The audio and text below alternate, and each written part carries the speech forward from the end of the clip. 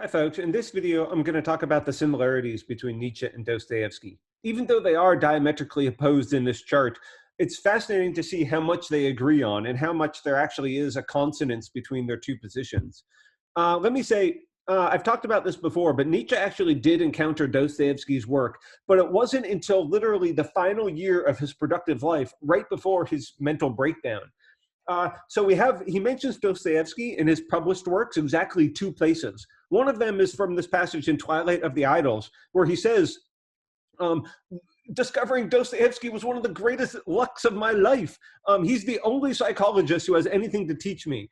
I think it just warms my soul that Nietzsche could recognize this in Dostoevsky, because Dostoevsky, the works that Nietzsche encountered of Dostoevsky's are really not consonant with Nietzsche's own philosophy. You know, they do emphasize things like loving connections with others, but Nietzsche recognizes even in Dostoevsky such a depth and understanding of the human condition that he is impressed by it and he loves it, and I think that is really fantastic.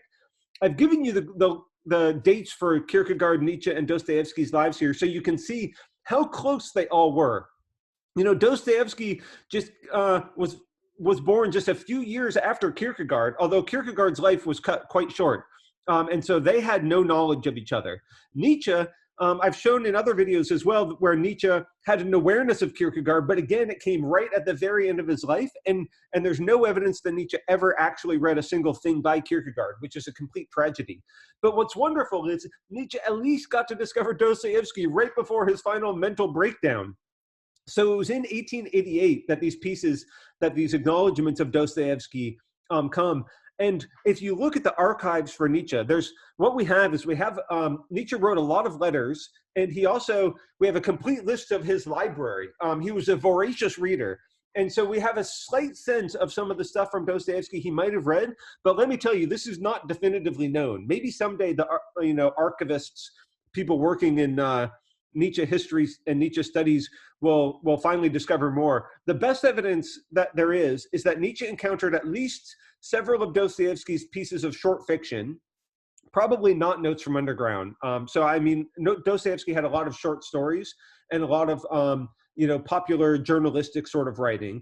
And I think there's several places, Dostoevsky sort of became an important Russian novelist actually during his lifetime. And so there would have been other popular press, reviews of Dostoevsky, sort of stuff talking about Dostoevsky's life because it was so fascinating, the way he was sent to Siberia. And so this sort of thing, I think, is partly what put Dostoevsky on Nietzsche's radar. Nietzsche knew a little bit about Dostoevsky's biography, so I think he was probably getting this through reviews and secondary sources.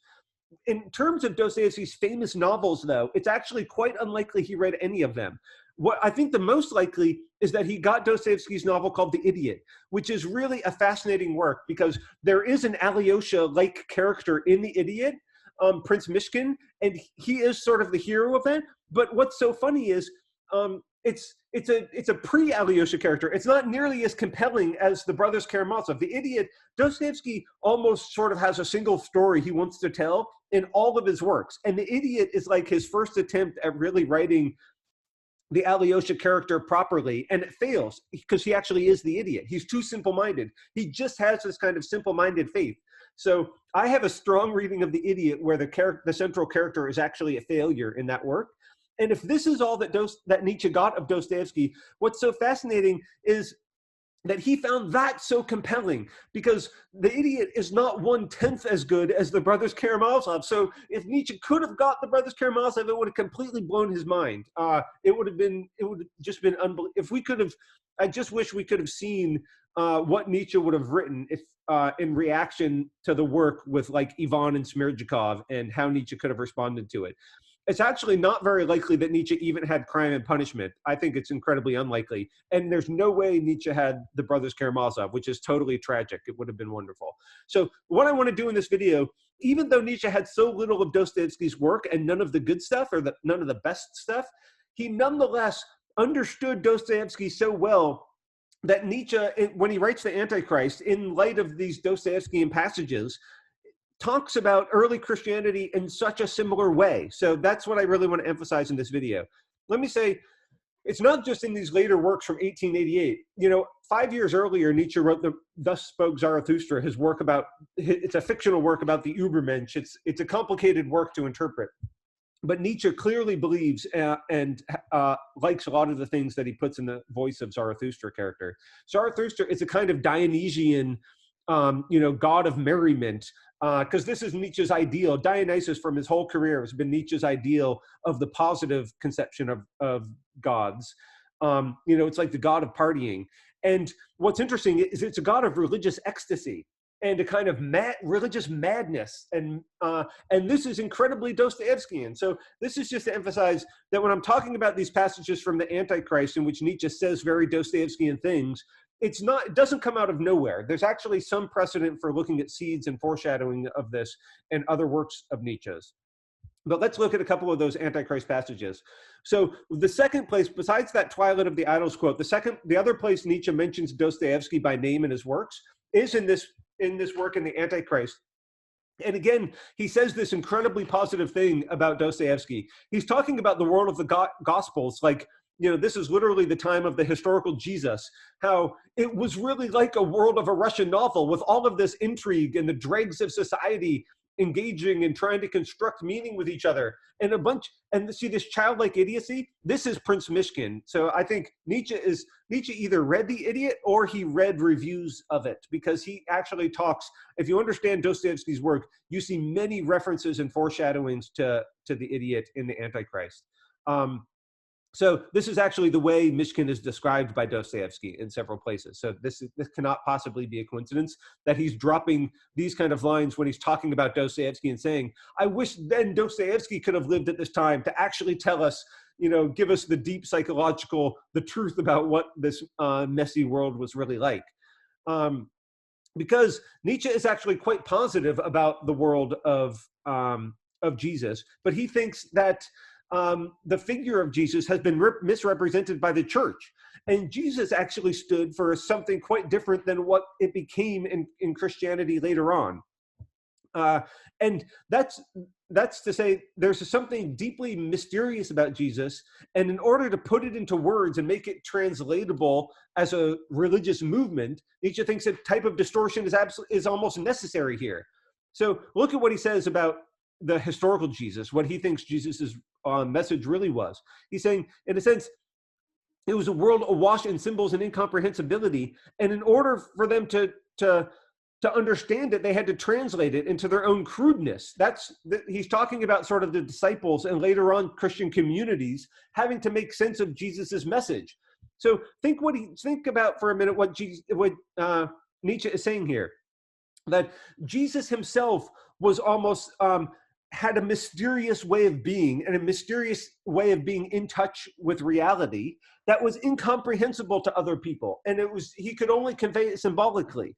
Well, remember how Dostoevsky presents the religious mysteries. This is exactly what Dostoevsky says about the true meaning of Christianity, the mysterious connection between us and the earth. This is what John 12:24, that essential passage about falling to the earth and then rising up again, is all about, is that divine mystery, that those connections to nature and the inability to express it. We see this in Alyosha, but also in Zosima, in Markel, and all of the Dostoevskian heroes. So Nietzsche is saying something incredibly similar about Jesus, what Dostoevsky thinks about the significance of Jesus as well. And this just starts to develop, I think, the really deep connections between Nietzsche and Dostoevsky that we see in this work, The Antichrist, which is incredibly ironic, because this is Nietzsche's screed against Christianity, and Dostoevsky is the arch defender of Christianity, or at least some version of Christianity. But nonetheless, it's almost like they agree on the details. They just disagree on what we should title the novel or title the work, or how we should sell it, package and sell this. So here's what Nietzsche actually thinks about Jesus, unlike what he thinks later Christianity becomes. Basically, Jesus gives us a way to live. He taught us a kind of practice. And if we understand that, and if we want to follow that way of life, like what Christianity could be, the true thing, then it is to live our lives in a similar sort of way. That means a similar sort of way with a different value system, because Jesus was creating his own way of living in the world. We don't necessarily need to mimic that, but we need to become creators of our own way of living in the world. I think that's ultimately Nietzsche's example, or that's Nietzsche's positive philosophy.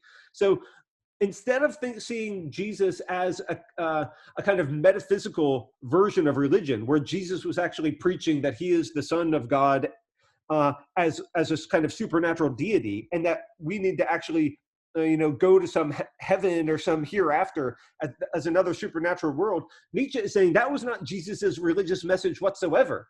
And instead, what he gave us was a kind of practice, and he was the exemplar. He was the example of how we ought to live our lives. Well, now what I just want you to remember is, what is the view of Christianity that I was telling you Dostoevsky argues for?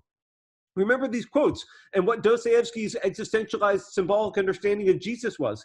It was precisely that Jesus was an example of how to live our lives, and that we need this sort of example in order to find reconciliation for ourselves with existence. Jesus is a pointer and a destination from above. This is almost literally what Nietzsche is saying about the character of Jesus. Let me give you a couple other examples of this. Another question is what redemption means. And Nietzsche's reading of Jesus actually is redemption is not, something that gives us a kind of metaphysical reconciliation with God and allows us to live in heaven in some other supernatural domain after we die. Nietzsche's idea is, according to Jesus, redemption is a way of living in the world now. It's a new way of life. This is not referred to, this is interpreted in sort of contemporary evangelical Christianity as the way you're going to live after the resurrection, after everybody dies. But Nietzsche's saying, no, what Jesus was really talking about here was the new way of life you have now if you can go through this authentically existential experience. It's the psychological reality. And just to show you that even though he was the arch anti-Christian and his work is called Antichrist, that doesn't mean Nietzsche was anti-Jesus. This is the sort of interesting thing. Because when you talk about Jesus as Christ, that has a reference to him being this messianic figure. And that is the kind of interpretation that Nietzsche thinks the church is what pushed later on, not what Jesus' original message was. The title, calling Jesus Christ, is oftentimes also connected with the crucifixion. And then that is then connected with, saving all of humanity through atoning for their sins. And that is what Nietzsche thinks is the wrong interpretation of Jesus. So notice, Nietzsche is not calling him Christ or the Messiah throughout here. He is calling him by his human name. And I think even that alone tells us a lot of the kind of message Nietzsche is trying to give us. And as such, Nietzsche actually even says maybe Jesus was a free spirit, although he says, well, I'm using that phrase somewhat loosely, so he sort of takes back the compliment slightly. But remember this understanding of redemption, that it is this kind of existentialized psychological experience and way of living. Well, this is exactly what I told you is Dostoevsky's conception of redemption. When he's saying, it's a matter of the soul, it's a psychological matter, this sounds so much like what Nietzsche is talking about. And my interpretation of this passage from Dostoevsky, where Zosima and Markel are talking about, this is the life of Zosima passages, the kingdom of heaven will come to them, not in a dream, but in reality. This is my conception of the existential reading of Dostoevsky, where the kingdom of heaven is what we get to experience now if we are living authentically and we are existing in acknowledgement with other humans. Well, this is exactly the kind of reading that Nietzsche was just giving of Jesus. In fact, look at this next quote. Nietzsche says this, the kingdom of heaven is a condition of the heart. I mean, this literally, if I just gave you that quote, if you just gave me that quote, I would tell you that is Dostoevsky, not Nietzsche. So it's incredible that Nietzsche can say these things that are so deeply Dostoevskian. I think since Nietzsche is making these references to Dostoevsky and the idiot throughout the Antichrist, I think Nietzsche is acknowledging a sort of indebtedness that he realizes this is kind of Dostoevskian ideas that he's talking about here. And sort of beneath the lines, Nietzsche is bringing to light this relationship, this connection between Dostoevsky's views and his. But what's amazing is Nietzsche did not have the brothers Karamazov to come up with all of this. So, and I tell you again, you should really read The Idiot if you'd like. I guess that's after I told you to already read Crime and Punishment next. But if you do read The Idiot, you will see that these ideas are not nearly as developed there as they are in the brothers Karamazov. So it was almost like Nietzsche recognized what Dostoevsky was really deeply about by only reading one of his inferior works. And if he just could have gotten the brothers Karamazov, it would have been an incredible experience. It would have been an amazing philosophical moment for all of us to know what Nietzsche would really say about Dostoevsky's The Brothers Karamazov. Okay, so what I've been talking about in this video is even despite the fact that Dostoevsky and Nietzsche are so diametrically opposed, and I've talked about their deep differences and criticisms for each other in some of the other videos, nonetheless, I think there are some really important similarities. And so don't just think about the differences. Think about the things that they agree on and what that means about the human condition. There's so much that Nietzsche, Kierkegaard, and Dostoevsky all share about their vision of the human condition and what we need to live authentically, and as well how important, even though Nietzsche is the arch atheist and anti-Christianity, there's ways in which he recognizes the deep needs, the spiritual needs that we have. That we can't live without values.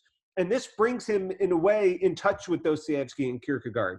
And so we can learn a lot about Nietzsche's own positive views and what he really thinks we need, even if we are going to be, atheistic value creators or artists and free spirits. Despite the fact that religion isn't true, that doesn't mean that you can get on with no spiritual meaning in your life. And how can you create it? In a sense, it's more daunting, it's more terrible and terrifying. You have to stare into this dark abyss of nihilism and then come out on the other side and still be a value creator, according to Nietzsche. So that the order might be even more difficult, taller than in Dostoevsky or in Kierkegaard. Okay, thanks.